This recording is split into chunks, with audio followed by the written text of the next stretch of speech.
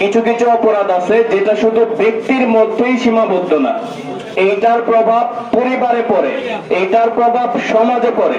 তার মধ্যে সবচাইতে বড় সমস্যা হচ্ছে এই মাদক বা নেশা।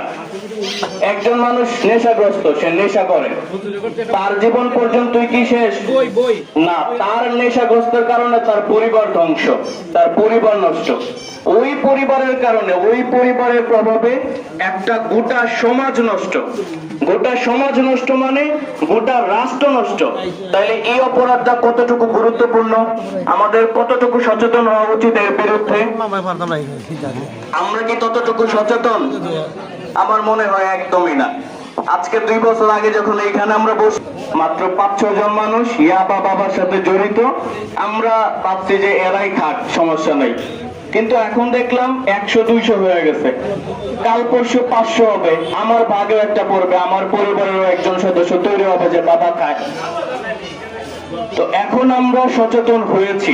এতদিন আমি মনে করতাম যে আমি অন্ধের দেশে আয়না বেচতেছি, আমি একাই বলতেছি যে না মাদক খাইও না, নেশা কইরো না। এখন আপনারা সবাই এসছেন, এটা আমার সবচেয়ে বড় পাওয়া। আমার খুবই আনন্দ লাগে এবং আমি খুবই উচ্ছ্বাসিত।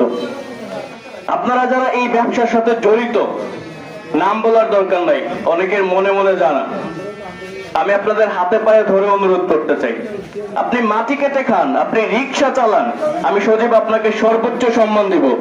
আপনি রাতের আধারে মাদক পাচার করে বাজারে এসে সুশীল সমাজ সাজবেন, নেতা সাজবেন, আমি আপনাকে 1 পয়সারও মূল্য দিব না।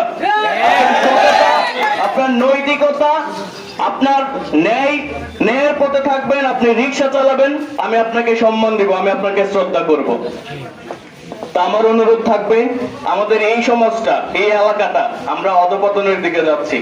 আমি এমন ঘটনা শুনছি যে এক লোক ছেলের সাথেও খায়, বাপের সাথেও খায়। তাহলে বুঝতে পারছেন কোন পর্যায়ে গেছে? জাহেলিয়াতের চরম পর্যায়ে আছি আমরা।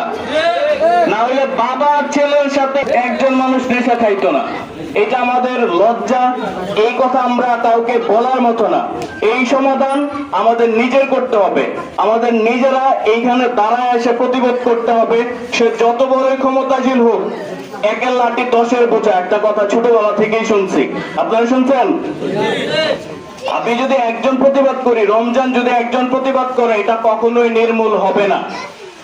আমি, রমজান, আপনি, তুমি সবাই যদি এগিয়ে আসি, আমি নিশ্চিত এত বড় স্পর্ধা, এত বড় ক্ষমতা কারো নাই যে প্রকাশ্যে মদ খাবে, যে প্রকাশ্যে নেশা করবে। সুতরাং আমার অনুরোধ থাকবে, আসুন আমরা সবাই এগিয়ে আসি, আমরা একটা সুন্দর আদর্শ সমাজ প্রতিষ্ঠিত করি, যে সমাজে নেশা থাকবে না, আপনার ছেলে নিরাপদে বড় হবে, আপনার নাতিন, আপনার সন্তান পড়াশোনা করবে, শিক্ষার সাথে বেড়ে উঠবে। এমন একটা সমাজ আমরা আমাদের ভবিষ্যৎ প্রজন্মকে উপহার দেই।